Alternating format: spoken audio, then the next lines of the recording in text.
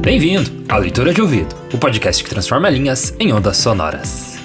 Eu sou o Lucas. Eu sou a Dayana. E o episódio de hoje é O Alquimista, de H.P. Lovecraft. No mês do seu aniversário, uma história de 6 séculos, narrada por um nonagenário.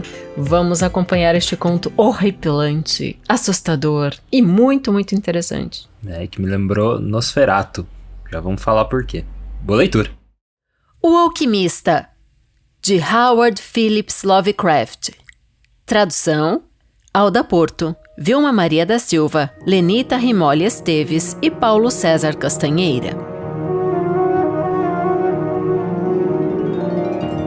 No alto, coroando o topo verdejante de uma grande colina, cujo sopé estava coberto de antigas árvores da floresta primitiva, ergue-se o velho castelo de meus ancestrais. Há séculos, suas ameias imponentes olham sisudas o campo selvagem e rústico ao redor, servindo como lar e fortaleza para a orgulhosa casa cuja nobre estirpe é ainda mais antiga que o limo que envolve as muralhas do castelo. Seus antigos torreões, descorados pelas tempestades de gerações e degenerescência, sob a lenta e poderosa pressão do tempo, converteram-se nos tempos do feudalismo em uma das fortalezas mais temidas e formidáveis de toda a França. De seus parapeitos com balestreiros e ameias armadas, barões, condes e mesmo reis foram desafiados. Contudo, nunca os passos do invasor ecoaram em seus espaçosos salões. Mas tudo mudou desde aqueles tempos gloriosos. Uma pobreza, apenas pouco acima da miséria completa, somada ao orgulho do nome que proíbe atenuá-la pela atividade comercial, impediu que os descendentes de nossa linhagem conservassem o antigo esplendor de suas posses. E as pedras que caem dos muros, a vegetação espessa nos jardins, o fosso seco e poeirento, a pavimentação rachada dos pátios e as torres derruídas, assim como os pisos afundados, os lambris destruídos por cupins e as tapeçarias interiores desbotadas, tudo conta uma história triste de decadência. À medida que as gerações se sucediam, primeiro um, depois outro, dos 4 grandes torreões foram abandonados à ruína, até que, por fim, um único torreão abrigava os descendentes tristemente empobrecidos dos poderosos lordes que foram uma vez senhores daqueles domínios. Foi em uma das vastas e sombrias câmaras dessa torre remanescente que eu, Antoine, o último desses infelizes e amaldiçoados condes de C, vi pela primeira vez a luz do dia há 90 anos passados. Dentro dessas paredes cercadas por florestas escuras e sombreadas, por ravinas, ermas e pelas grutas das colinas abaixo, passei os primeiros anos de minha turbulenta vida. Nunca conheci meus pais. Meu pai morreu aos 32 anos, um mês antes do meu nascimento, atingido por uma pedra que, de algum modo, caiu de um dos parapeitos desertos do castelo. E, tendo morrido minha mãe ao me dar à luz, meus cuidados e educação ficaram nas mãos unicamente de um servidor remanescente, um velho homem confiável e de notável inteligência, cujo nome, lembro-me, era Pierre. Eu era filho único, e a falta de companhia que essa circunstância me impôs foi ampliada pelo estranho cuidado empregado por meu idoso guardião, de impedir-me o convívio com os filhos dos camponeses, cujas casas estavam dispersas aqui e ali sobre a campina que ficava no entorno ao sopé do monte. Naquele tempo, Pierre disse que essa restrição me fora imposta porque minha origem nobre me colocava acima da convivência com aquela gente plebeia. Agora sei que o objetivo real era impedir-me de ouvir os relatos frívolos da terrível maldição que atingiu nossa descendência, narrados a sussurros e com exagero pelo povo simples quando, à noite, conversavam em seus casebres à luz do fogo. Assim apartado e deixado à minha própria conta, passei as horas de minha infância debruçado sobre os antigos tomos que recheavam a biblioteca povoada de sombras do castelo. Como também a vagar sem objetivo ou propósito pela penumbra perpétua da floresta espectral, que próxima do sopé, cobre os flancos da colina.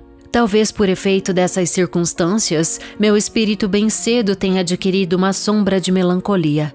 Aqueles estudos e buscas que participavam do mistério e do oculto na natureza me tomavam a atenção mais vigorosamente. Quanto à minha própria linhagem, foi-me permitido conhecer particularmente pouco. Mesmo assim, qualquer conhecimento que eu pudesse obter a respeito parecia me deprimir muito. Talvez a resistência manifesta de meu velho preceptor em discutir comigo sobre meus antepassados paternos tenha dado lugar ao terror que sempre senti à menção de minha poderosa casa. Entretanto, depois que deixei a infância, tornei-me capaz de juntar os fragmentos desconexos que aquela língua relutante, começando a vacilar com a senilidade que chegava, deixava escapar. E percebi que havia certa relação com uma determinada circunstância que eu sempre achei estranha, mas que agora se tornava funestamente terrível. A circunstância a que me refiro é a de que todos os condes de minha linhagem encontraram seu fim numa idade prematura. Embora eu tivesse até então considerado esse fato apenas um atributo natural de uma família de homens com vida breve, mais tarde refleti longamente sobre essas mortes prematuras e comecei a relacioná-las às divagações do velho, que frequentemente falava de uma maldição que durante séculos impedira que a vida dos detentores de meu título ultrapassasse a casa dos 32 anos. No meu aniversário de 21 anos, o envelhecido Pierre me entregou um documento de família que, disse ele, por muitas gerações passava de pai para filho e cada herdeiro o preservava. Seu conteúdo era de uma natureza das mais espantosas e sua leitura confirmou as minhas mais graves apreensões. Nesse tempo, minha crença no sobrenatural era firme e solidamente fundamentada. Do contrário, eu teria descartado com desdém a incrível narrativa que se desdobrava diante dos meus olhos. O documento me transportava de volta ao século XIII, quando o velho castelo no qual eu vivia era uma fortaleza temida e inexpugnável. Falava de certo velho que em determinada época vivera em nossos domínios, uma pessoa de não poucas habilidades, embora sua posição estivesse pouco acima da classe camponesa. Seu nome era Michel, habitualmente designado pelo sobrenome de Mauvais, o maligno, em razão de sua fama sinistra. Havia estudado além do costume de sua classe, buscando algo como a pedra filosofal ou o elixir da vida eterna. Era considerado um perito nos terríveis segredos da magia negra e da alquimia. Michel Mauvais tinha um filho, de nome Charles, um jovem tão hábil quanto ele nas artes ocultas e que, por isso, era chamado Le Sorcier, o bruxo. Essa dupla, evitada por toda a gente honesta, era suspeita das práticas mais horrendas. Diziam que o velho Michel tinha queimado a esposa viva em sacrifício ao demônio, e os inexplicáveis desaparecimentos de muitas crianças camponesas eram atribuídos ao pecado medonho de ambos. Contudo, entre a natureza tenebrosa do pai e do filho movia-se um raio redentor de humanidade. O maligno ancião amava seu filho com feroz intensidade e o jovem mantinha por seu pai uma afeição mais que filial. Certa noite, o castelo no alto da colina foi invadido por uma confusão frenética, em virtude do desaparecimento do jovem Godfrey, filho de Henry, o conde. Um grupo de busca, comandado pelo desvairado pai, invadiu a casa dos bruxos e se lançou contra o velho Michel Mauvais, ocupado sobre um grande caldeirão em violenta ebulição. Sem causa evidente, em loucura desenfreada de fúria e desespero, o conde agarrou o velho bruxo e antes que soltasse suas mãos homicidas, sua vítima já não existia. Entre mentes, os serviçais em júbilo aclamavam a descoberta do jovem Godfrey, em uma câmara remota e erma do grande palácio, denunciando demasiadamente tarde que o pobre Michel fora morto em vão. Mas o conde e seus aliados deixaram a habitação humilde dos alquimistas. A forma de Charles Le Saucier apareceu entre as árvores. O palavreado exaltado dos criados ao redor comunicou-lhe o que ocorrera, embora à primeira vista ele parecesse inabalável com a sorte do pai. Depois, avançando lentamente ao encontro do conde, pronunciou com uma modulação morosa, porém terrível, a maldição que perseguiria continuamente a casa de C. Possa nunca um nobre de tua estirpe assassina alcançar maior idade que a tua, disse ele, quando, saltando repentinamente para trás na direção da floresta sombria, puxou de sua túnica um frasco com fluido incolor e o lançou no rosto do assassino de seu pai, enquanto desaparecia atrás da cortina negra da noite. O conde não teve tempo de nada pronunciar, morrendo instantaneamente. Foi sepultado no dia seguinte, passados apenas pouco mais de 32 anos da hora de seu nascimento. Nenhum sinal do assassino pôde ser encontrado, embora implacáveis bandos de camponeses varressem as florestas vizinhas e os prados ao redor da colina. O tempo e a falta de alguém que guardasse lembrança do fato embotaram nos descendentes do falecido conde a memória da maldição.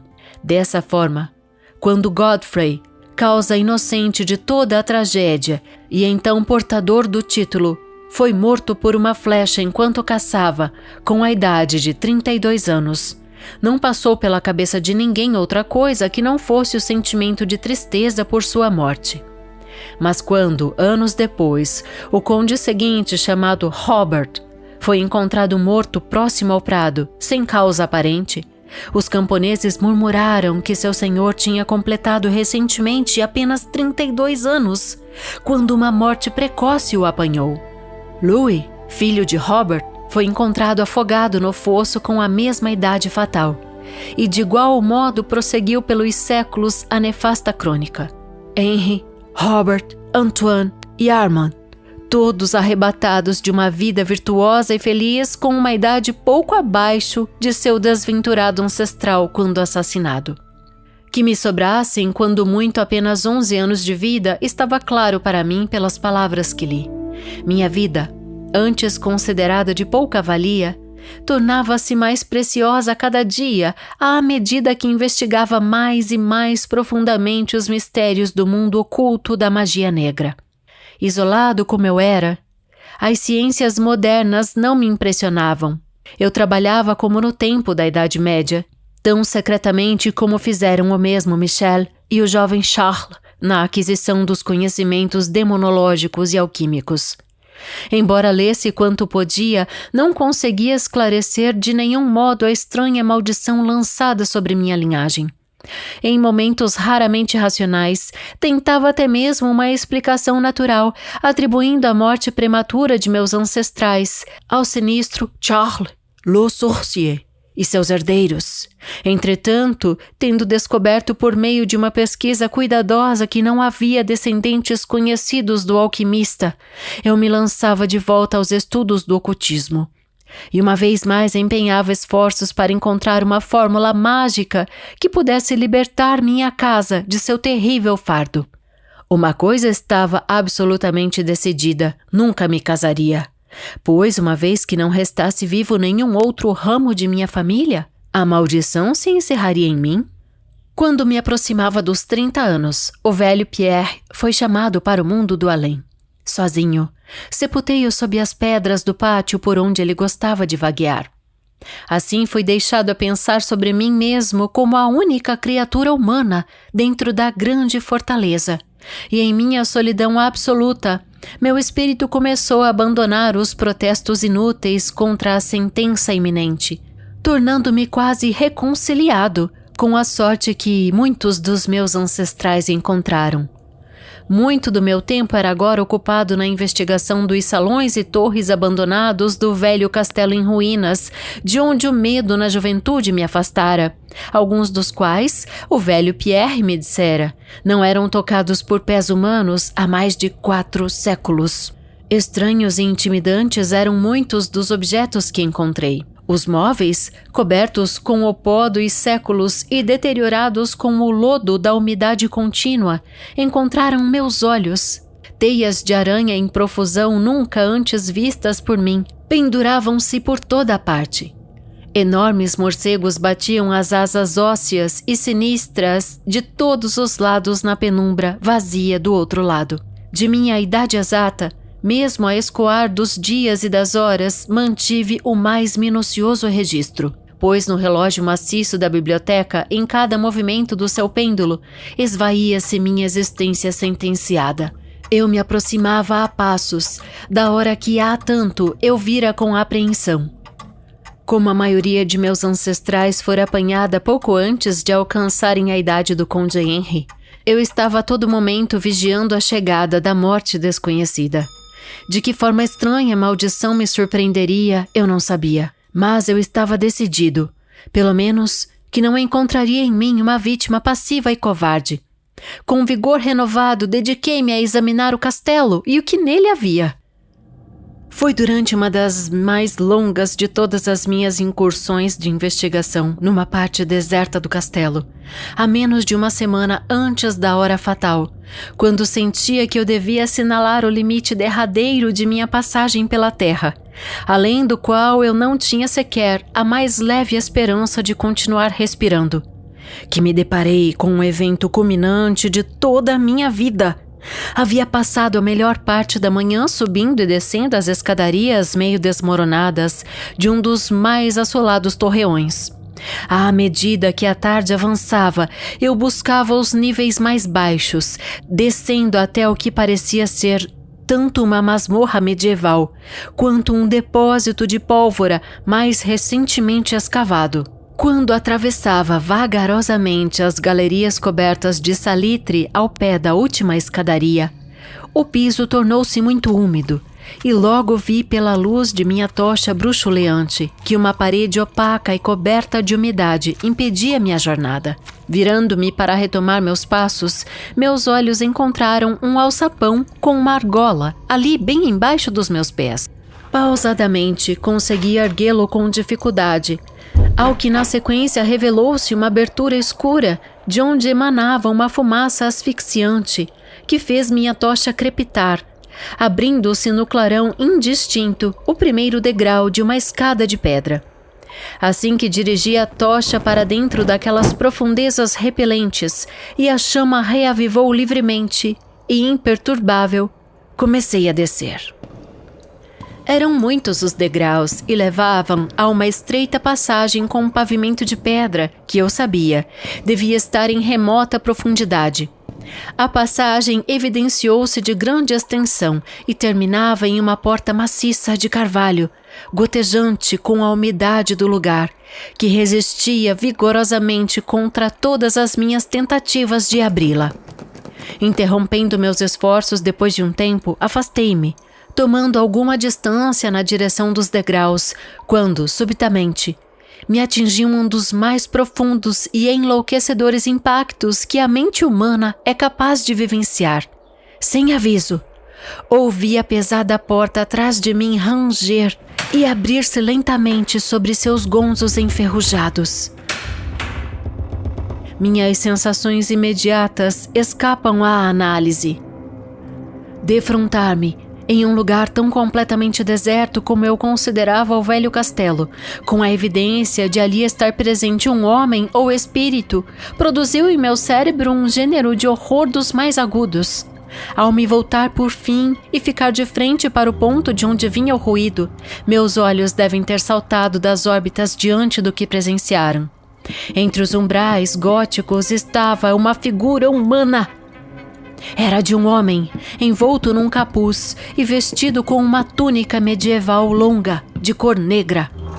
Seus longos cabelos e barbas flutuantes eram de uma cor preta intensa e terrível e de incrível profusão. Sua testa era alta além das dimensões normais, suas faces profundamente encovadas e pesadamente cortadas de rugas.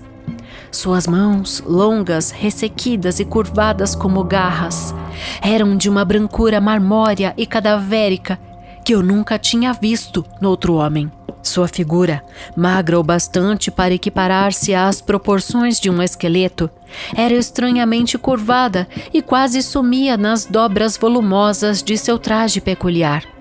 Mas o estranho de tudo eram seus olhos, cavernas gêmeas de negrume abissal, profundos na expressão do conhecimento, porém inumanos em grau de perversidade.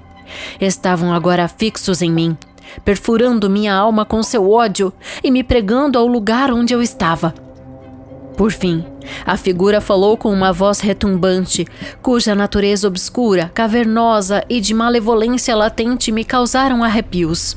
A linguagem em que tecia seu discurso era aquela forma corrompida de latim usada entre os homens mais instruídos da Idade Média, familiar para mim em virtude dos meus estudos prolongados das obras dos velhos alquimistas e demonólogos. A aparição falava da maldição que pairava sobre minha casa, falou-me de meu fim próximo, estendeu-se sobre o crime cometido por meu ancestral contra o velho Michel Mauvais. E regozijou-se com a vingança de Charles Le Sorcier. Ele contou como o jovem Charles tinha escapado na noite, retornando depois de anos para matar o herdeiro Godfrey com uma flecha, exatamente quando ele se aproximava da idade que tinha seu pai quando assassinado. Disse também como ele tinha retornado secretamente aos domínios da família e se fixado lá, incógnito, na mesma câmara subterrânea, então abandonada, cuja porta agora emoldurava o medonho narrador. E também como ele tinha agarrado Robert, filho de Godfrey, num campo, despejando veneno por sua garganta, e como abandonara ali a morrer com a idade de 32 anos, conservando desse modo as danosas prescrições da maldição vingativa. A essa altura foi-me permitido imaginar a solução do maior mistério de todos, como a maldição vinha se cumprindo desde o tempo em que, mediante o decurso natural das coisas, Charles Le Sorcier deve ter morrido, pois o homem entrava a discorrer sobre os estudos alquímicos profundos dos dois bruxos, pai e filho, falando mais particularmente das pesquisas de Charles Le Sorcier a respeito do elixir que garantiria a quem o bebesse vida e juventude eternas.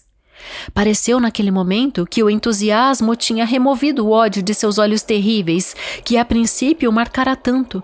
Mas, de repente, o clarão diabólico retornou, e com um som repelente, como o silvo de uma serpente, o estranho levantou um frasco, com a evidente intenção de pôr fim à minha vida, como Charles Le Sorcier, 600 anos antes, fizera com meu ancestral. Impelido por uma espécie de autodefesa e instinto de preservação, rompi completamente o feitiço que até ali me mantivera imobilizado e arremessei minha tocha então esmorecida na criatura que ameaçava dar fim à minha vida.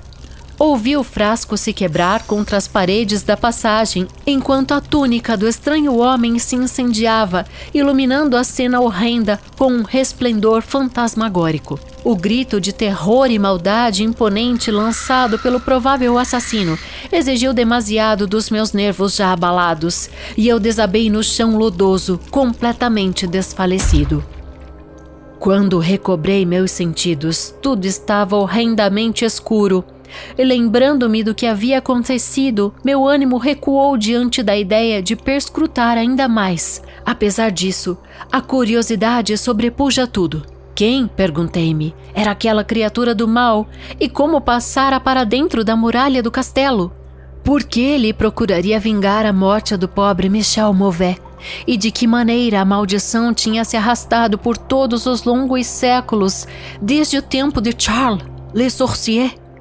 O pavor da idade fora retirado dos meus ombros, pois eu sabia que aquele a quem tinha rendido era a fonte de todo o risco que por meio da maldição me ameaçava. Agora que estava livre, extinguia-se o desejo de aprender mais sobre os fatos sinistros que tinham perseguido minha linhagem durante séculos e tornar a minha juventude um longo e contínuo pesadelo. Determinado a continuar a investigação, tateei os bolsos em busca de uma pederneira e acendi a tocha que trouxera comigo e não usara. Primeiramente, a luz nova revelou a forma distorcida e enegrecida do misterioso estranho. Os horrendos olhos estavam fechados. Repelindo essa visão, voltei-me, entrando na câmara além da porta gótica. Ali, encontrei o que parecia muito com um laboratório de alquimia. Em um canto, havia uma imensa pilha de metal amarelo brilhante que lampejava esplendidamente na luz da tocha. Devia ser ouro, mas não me detive para examiná-lo, pois estava estranhamente afetado pelo que eu tinha passado. Na extremidade mais afastada da câmara, havia uma abertura que dava para uma das muitas ravinas agrestes da Floresta Sombria. Fiquei muito surpreso, mas agora compreendendo como o homem obtivera acesso ao castelo. Me preparei para regressar. Pretendia desviar o rosto ao passar pelos restos mortais do estranho, mas, quando me aproximei do corpo, pareceu-me ouvir um som débil que vinha dele, como se a sua vida ainda não estivesse completamente extinta. Consternado, virei-me para examinar a figura carbonizada e ressequida no chão. Então, simultaneamente, os horrendos olhos, mais negros até mesmo que o rosto queimado onde eles se assentavam, se escancararam com uma expressão impossível de elucidar. Os lábios rachados tentaram articular palavras que eu não pude entender bem. Em certo momento, captei o nome de Charles Le Sorcier e outra vez julguei que daquela boca retorcida tinham saído as palavras anos e maldição. Estava ainda aturdido para juntar o fio e o sentido de sua fala desconexa. Ante a minha evidente ignorância a respeito do que ele dizia, os olhos de negro piche uma vez mais relampejaram malevolamente para mim, até que, percebendo quão desamparado estava meu oponente, estremeci enquanto observava. Subitamente, o miserável, animado por uma última rajada de força, levantou a horrenda cabeça do pavimento deteriorado e úmido. Como eu permanecesse paralisado de medo, ele recobrou a fala e, com respiração moribunda, gritou nitidamente aquelas palavras que continuamente perseguem meus dias e noites. Tolo!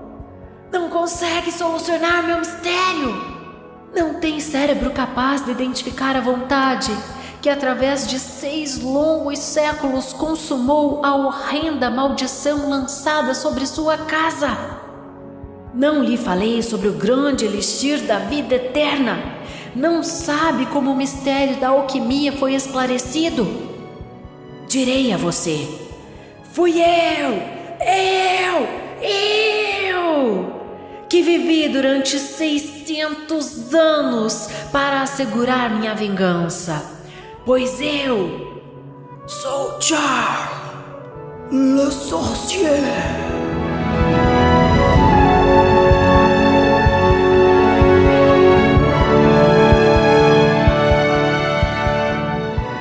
E esse foi o Alquimista, de Howard Phillips Lovecraft. E ele sobreviveu para contar a história para a gente. Sobreviveu, mas completamente decadente, né? Na miséria. Então eu falei que lembro Nosferatu por essa figura ali que descreveu, né, ele com aquelas dedos compridos, aquelas garras curvadas, enfim, né, que parecia mesmo um ser vampiresco. Nessa hora eu imaginei a própria morte com suas unhas roxas e compridas sendo lixadas vagarosamente à espera de sua vítima. Uma visão bem gótica, né? Totalmente gótico, né, esse texto. E essa ideia do... Sempre que tem nos textos do Lovecraft, de ter esse limiar que uma hora ultrapassa, né? Então, que é quando ele entra no alçapão, que daí passa para esse sobrenatural, mas que é explicado por coisas naturais. Sim, né? Isso que é tão interessante, porque ele faz uso de um vocabulário que evoca a todo o tempo, né, o assustador, o sombrio, o insólito, né, aquilo que está por trás, que você não consegue desvendar, mas de repente, eis que Lovecraft, apesar de estar diante dessa figura tão horrenda, né, que a gente acabou de falar, das suas unhas, seu perfil esquelético, os olhos fundos, né, 2 buracos, que era realmente um ser muito assustador, mas ele descortina tudo, nada foi sobrenatural, né, do que aconteceu, mas foi pura química. Aí a importância de estudar. Ele utilizou a pedra filosofal, né? Isso mesmo. O que me faz de novo, neste episódio, pela 2ª semana consecutiva, citar Harry Potter. Não é porque a gente tá assistindo em família. Né? Não, fala da pedra filosofal e ao mesmo tempo fala do elixir da longa vida. E isso vai relacionar-se... Não sei, acho que não fala sobre pedra filosofal. Né? Fala? Na tradução cita pedra filosofal ou um tipo de elixir de longa vida. Relacionar-se a, nobre leitor de ouvido, a um futuro episódio que chama-se exatamente Elixir da Longa Vida, já está gravado, nós só não lançamos ainda. Porque ele é grande. Porque ele é bem grande, vai ser com interlúdio e é do escritor francês Honoré de Balzac. Então a gente vai trazer aqui nos próximos capítulos. Sim, antes da gente se delongar aí mais, eu queria falar aí com os nossos leitores de ouvido, porque a gente sabe que quando a gente faz Lovecraft, geralmente vem gente nova escutar, né? Vem pessoas que ainda não conheciam o podcast, então se você é uma dessas pessoas, a gente convida você aqui a continuar escutando, principalmente essa parte das notas de rodapé, que elas engrandecem, né, o texto, e é muito diferente você só ler e ficar por isso, né, porque tem muita coisa que passa despercebido, enfim. E aqui no Leitura a gente já fez a 2ª, 3ª, 4ª, 5ª, 6ª leitura do conto, e a gente te situa, né, melhor sobre o que aconteceu nas entrelinhas também de cada texto. Então, seja bem-vindo e fica aí com a gente sempre nas notas de rodapé também. É porque a gente adora trazer todas essas camadas, né? Que a gente vai descobrindo, vai correlacionando. Então a gente vai revelando essas camadas aqui pro nosso leitor de ouvido, que fica também cada vez mais esperto. Porque ele vai fazendo essas correlações com a gente. Prova são os comentários que temos, né? Nas caixinhas de interação. Agora o Spotify desbugou, parece. Aqui tá começando a aparecer para nós os comentários. E de vocês aí, então se você tá ouvindo no Spotify, você pode deixar seu comentário aí, que a gente gosta de ler, e daí a gente aprova, ou agora dá pra responder também o seu comentário, assim como no YouTube também, comenta lá que a gente acha legal ver as suas opiniões também. Até entrou um bem recentemente sobre o próprio Lovecraft, né, em um dos episódios dele. É bem legal que o pessoal continua ouvindo mesmo, né? Então, escute.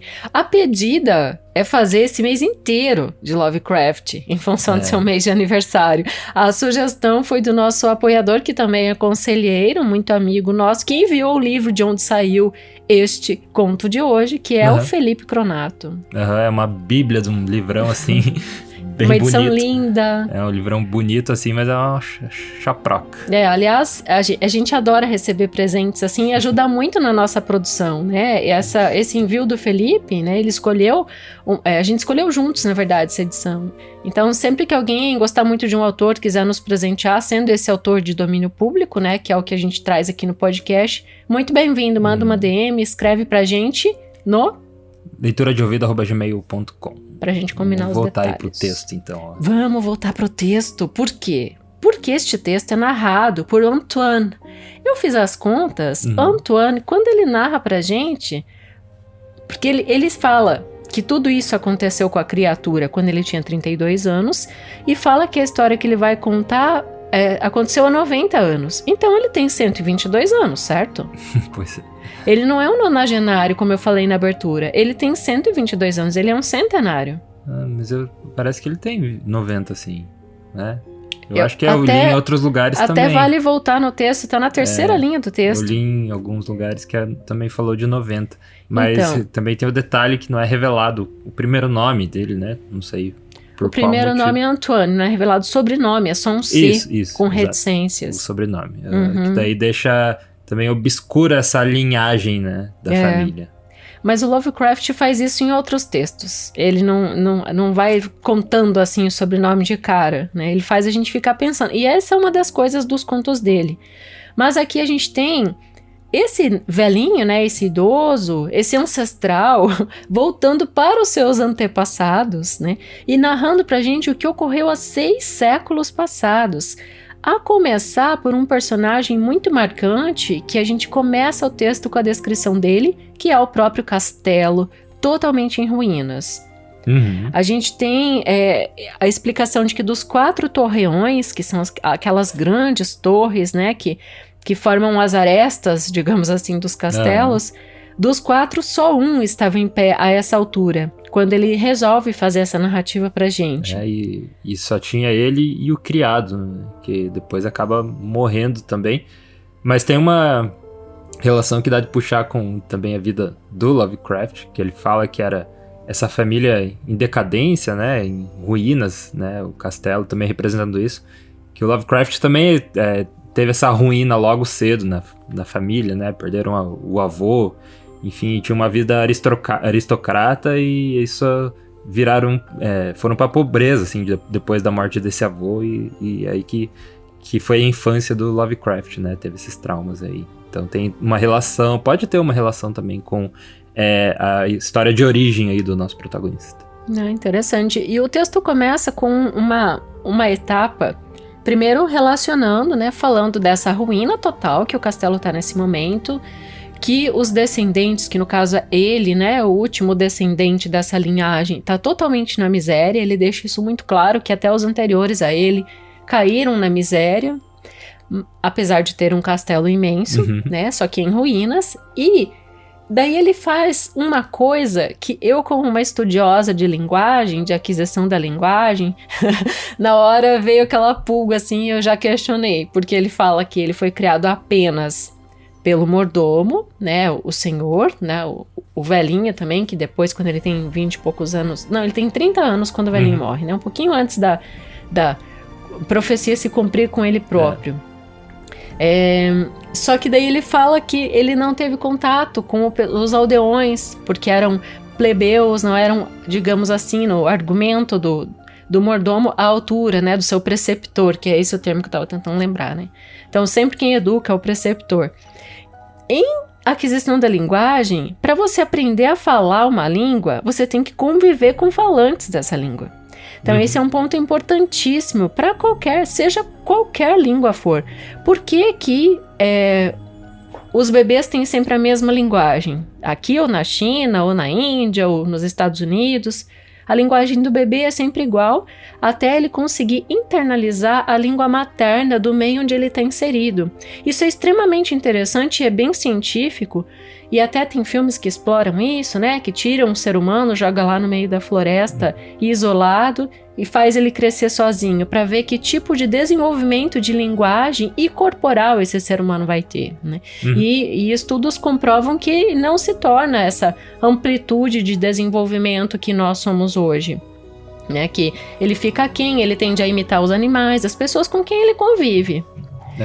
E aqui o menino, né? Então ele só conversava com esse preceptor. Então ali você desconfia um pouquinho, mas tudo bem, não era a área do Lovecraft, a área dele era mais engenharia, ciências, biologia, né? Mas aqui eu só tô colocando isso pra gente pensar como um pensador da língua mesmo, sabe? Eu estudei isso na minha graduação, na minha licenciatura, mas mesmo se você só seja interessado, né, na aprendizagem de línguas, esse é um ponto. A aquisição da linguagem precisa de compartilhamento, né, precisa de interação com outro falante da língua. Então ele teve unicamente esse preceptor. Contudo, o que faz com que esse menino torne-se um pesquisador, né? É os livros. Então isso ele deixa claro pra gente, que ele tem acesso, ele lê muito, ele pesquisa todos os livros antigos, tudo que tem na biblioteca da família, ele arduamente busca, porque ele é muito intrigado. E é isso que faz com que ele se torne um explorador desse castelo em ruínas no momento em que a profecia está prestes a se cumprir com ele. Vamos lembrar essa profecia aqui. Que também tem uma conotação meio religiosa, né? Tipo, porque é 32 anos. Pois eu fiquei pensando nesse número. Um ano antes da morte de Cristo, né? Então, sei lá, me lembra, não é por acaso também que escolheu, né? O autor, ele faz escolha dos detalhes aí por algum motivo narrativo também. Eu imagino que seja pra lembrar, assim, religiosidade também. Então, E mais uma pulga que o Lovecraft coloca atrás de nossa orelha. E a maldição, né, foi que invadiram os aposentos do mago, né, e mataram ele. Aquela história do caldeirão, né, foi naquele momento ali do caldeirão fervente. E esse nosso amigo vampiro aí seria o filho, né, do mago. Do mago que foi morto aí por essa invasão. E o nosso protagonista é o descendente desses que mataram o mago, né? Então a gente tem duas linhagens, né? Ali sobrevivendo e convivendo entre si. E o que é interessante é essa mágica contra a maldição. Mágica, entre aspas, porque como falamos aqui, né? É a química, né? Então esse ser horrendo e esquelético que está no final ali do texto está sobrevivendo à custa da produção de um elixir da longa vida, né? Em função de todo esse conhecimento alquímico. E o que é interessante é que o Antoine, o nosso narrador, ele se debruça para entender a magia negra e os conhecimentos demoníacos, né? Ele usa até o termo demonológicos, que daí entra um radical, que é logia, né? Lógico, vem a ideia de estudar aquilo, né? Estudar as coisas ocultas, as coisas do demônio, enfim. E é tudo isso que vai impregnando o conto desse clima horroroso e assustador. E tem esse... O conto foi lançado acho que em 1906, é isso, se eu não me engano.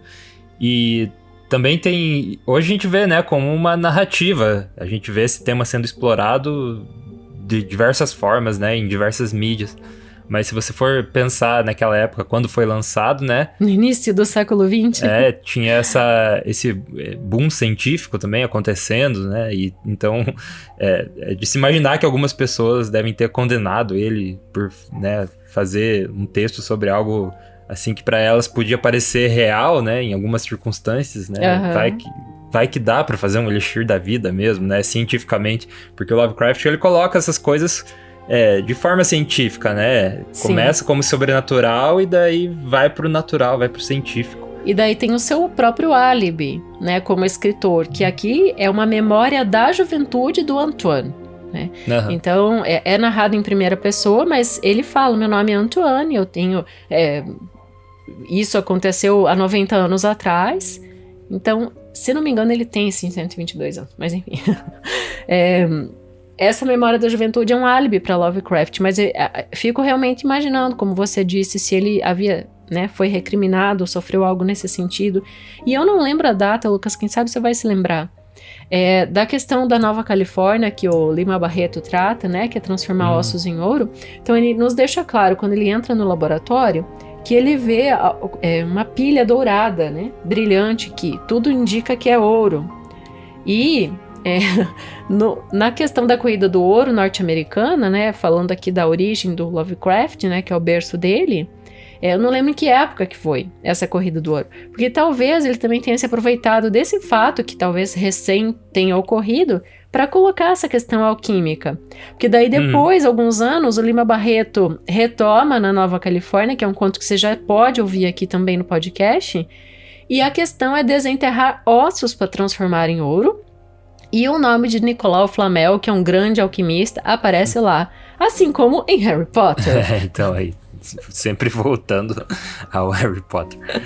Sim, e também... Você não lembra a data, então, da corrida do ouro? Não consigo da Califórnia. Lembrar. Imagino que século XIX, né? Talvez século XVIII. Então, um pouco antes aqui da questão do texto do Lovecraft. Dá pra também apontar que esse texto...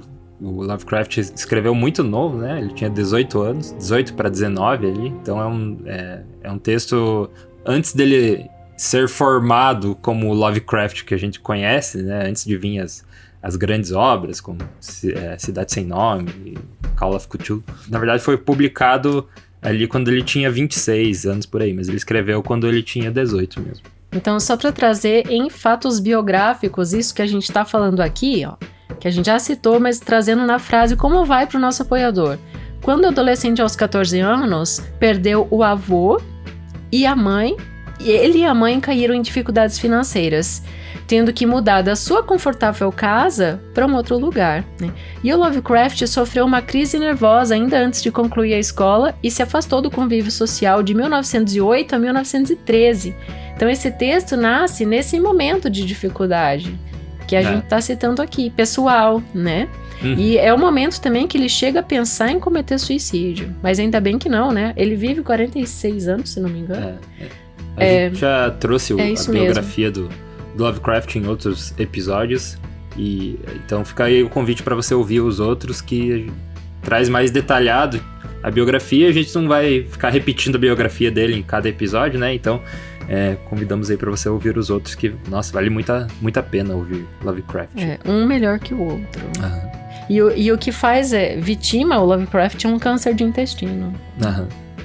Mas então ele nasceu em agosto, dia 20 de agosto, e acatamos aí a sugestão do Felipe Cronato, e quero mandar um abraço para uma nova apoiadora, Lucas, que ficou perdida nos alfarrábios de controle aqui. Ela já tá apoiando há 3 meses, eu não entendo como que eu não tinha visto o nome desta menina, que é a Ellen Carvalho. Ellen, eu te escrevi um e-mail ontem, aguardo sua resposta e daí a gente vai combinando como fica o envio dos materiais anteriores aos quais você tem direito, né, como recompensa aqui no podcast, que a gente gosta muito de dar algo também para o nosso apoiador, além do episódio gratuito que vai para todos os ouvintes, né? Então os nossos apoiadores recebem 2 recompensas, né? Uma delas é ser creditado aqui nos créditos finais do episódio como produtores executivos. Então todo episódio a gente fala nome por nome dos nossos apoiadores, e também você recebe o estudo aprofundado de cada obra. Então toda semana é feito um estudo da obra que a gente vai trazer, e tudo isso que a gente falou hoje no episódio e mais um monte de informação vai para os nossos apoiadores, assim como a biografia, né, a história por trás do texto. Enfim, é tudo isso que a gente falou aqui e muito mais ainda. Vai para todos os nossos apoiadores com a arte de capa, né? E toda sexta-feira o episódio vai pro ar e os nossos apoiadores são os primeiros a saber. Então, se você quer ser um apoiador do Leitura de Ouvido, você pode entrar em apoia.se/leitura de ouvido ou mandar um pix direto para a chave leituradeouvido@gmail.com. Então, dessas 2 formas aí você vai receber as recompensas. E eu também queria lembrar o pessoal, né, que eu estou em pré-venda do meu novo livro, meu livro de contos, Verde Amadurecido. Mandem DM ou escrevam para Leitura de Ouvido. Já tem gente na lista que já enviou e-mail. Se você quer garantir, então, o livro de contos da Dayana autografado, já entra na pré-venda. Pode mandar a DM lá no Instagram dela, @DayanaPasquim, ou pode mandar um e-mail para leituradeouvido@gmail.com, que a gente vai combinando os detalhes. Tudo que você quer entrar em contato com a gente, seja para apoiar, seja para falar dar sugestão ou para adquirir o livro, por esse e-mail você vai encontrar a gente, que é o leituradeouvido@gmail.com. E lembrando que quem adquiriu o curso Desenrole Seu Storytelling, né, o meu curso de Storytelling para ensinar a estrutura de contar histórias, eu acredito realmente que qualquer pessoa é capaz de contar histórias, e ensino uma metodologia para isso, partindo do natural, né, daquilo que cada pessoa é. Coloco os marcadores narrativos, falo sobre escrever textos, sobre postura, até em vídeo, enfim, tem muito conteúdo lá, e você pode adquirir o curso ou com o cupom LDO50, que você vai ter 50% off, vai entrar sendo um dos nossos apoiadores automaticamente, ou se você adquirir no preço integral, que é bem em conta, é R$547, você vai ganhar o Verde Amadurecido. Então eu tô dando de brinde para os novos alunos do Desenrole Seu Storytelling. Além de entrar como apoiador. E o curso, tem muito curso prometendo muita coisa hoje em dia, né? E eu acho que o curso de storytelling da Dayana ele promete você entender e saber aplicar storytelling na sua vida, né? E como isso pode te ajudar de diversas formas, sendo no trabalho, sendo até com amigos, assim, em tudo que você faz, né? Então, como aplicar esse storytelling aí. Se você também é escritor, se gosta de escrever, ou você cria histórias em outras mídias, né? Essa é a promessa do curso, né? Não é que você vai ficar milionário, que você vai, né? Porque hoje todo mundo promete isso. Não, você vai ficar muito bom em storytelling. Então, vale muito a pena por causa disso. Seja mais persuasivo e menos invasivo, porque às vezes você conhece uma pessoa que gosta de falar, mas aquela pessoa não consegue se posicionar num ambiente social de forma a não incomodar o outro. Ela quer ser cacique sem te conquistar, né? E storytelling é uma forma de você ter essa persuasão de forma não invasiva, como você colocou. Então vamos lá com a nossa lista de produtores executivos. Isso aí, são eles: Aguinaldo Ângelo Silveira Rebouças, Alberto Alpiri, Ancli Lima, Ana Cláudia Chaguri Lopes, Ana Novaes, Augusto Marques Ramos, Bruna Foltz Coutinho, Bruno Guedes com o Grupo Danco, Cláudia Lube, Cristiana Costa Cruz do canal Inteligentes Demais, Daniela Caroline de Camargo Veríssimo, Diego Massa Ferreira Parente, Eduarda Quartim, Elaine Vieira Ferreira, Ellen Carvalho, Evandro Bank, Felipe Cronato, Isabel Araújo Alves, Jaqueline Conte, Karine Pacheco, Leandra e Abel Borges, Lina Soares, Marco Aurélio Marques de Queiroz, Marcos Vinícius, Maria Lúcia Rickbard, Maria José de Oliveira Lima Félix, Marilu Lourenço Rosas, Maria Estela Prado, Matheus Simão Brum, Miriam Zelmicaitz, Mônica Tocarnia, Nariel Arruda Borba, Nazareno Nascimento Félix, Paulo José Pereira de Rezende, Harmana Freitz Yachitsky, Sandra Cavalcante, Sérgio Juarez Rico da Luz, Silvana Silva, Simone Pessoa de Mesquita, Wagner Lúcia Alves, Izenilda Ribeiro da Silva. Obrigado aí, apoiadores do Leitura de Ouvido. Seja você também um apoiador entrando em apoia.se/leitura de ouvido ou mandando pix para a chave leituradeouvido@gmail.com. Qualquer dúvida de qualquer coisa que a gente falou tá aí embaixo na descrição, todos os links e tudo que você precisa saber. E se você tá ouvindo Leitura de Ouvido pela primeira vez, seja muito bem-vindo ou bem-vinda. E a gente espera que você fique aqui conosco, né? Você ouvindo o episódio, compartilhando. Tem muita gente que compartilha por WhatsApp, com pessoas que gostam de ler também. Isso já é também uma forma de nos apoiar aqui, então fica o nosso agradecimento para você. Antes de você encerrar, eu queria que você lesse um depoimento da Lina Soares, que concluiu o Desenrole Seu Storytelling. Inclusive, essa semana ela também enviou pra gente um novo apoio. Então, um abraço especial para você, pelo seu apoio e pelas suas palavras sinceras no depoimento que o Lucas vai ler agora. Ela falou que assim, aprendi que era possível criar mais impacto ao narrar e escrever uma história e quais as ferramentas usar para que esse impacto seja maior. O desenvolvimento de storytelling é muito importante tanto no nível pessoal como profissional.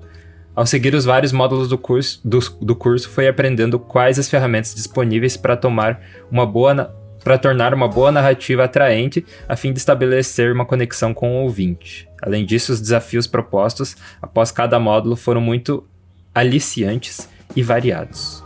No final do curso, fiz um vídeo caseiro, contando uma experiência literária pessoal. Foi um desafio total, uma jornada de herói.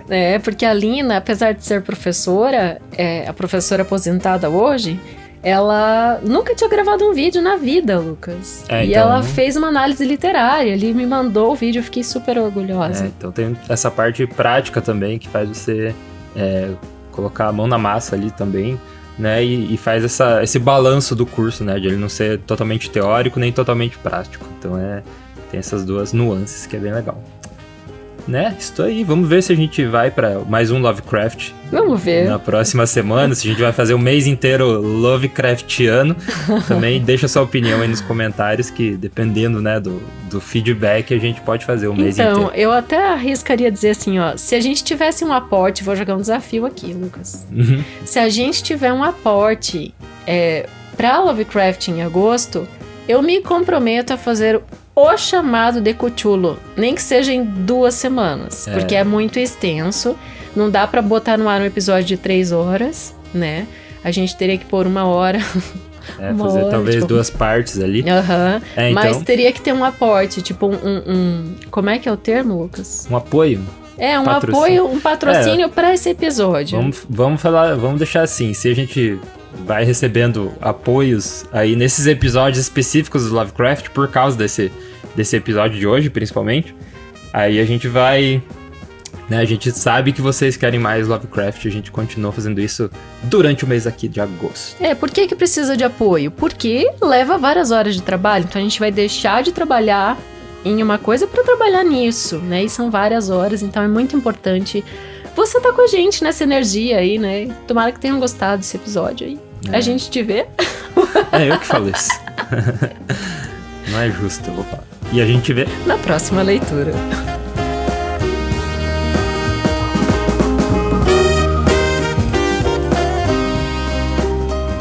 Direção e narração, Dayana Pasquim. Edição, artes de capa e trilha sonora de abertura, de Lucas Piasecki. Produção, Roca Studios.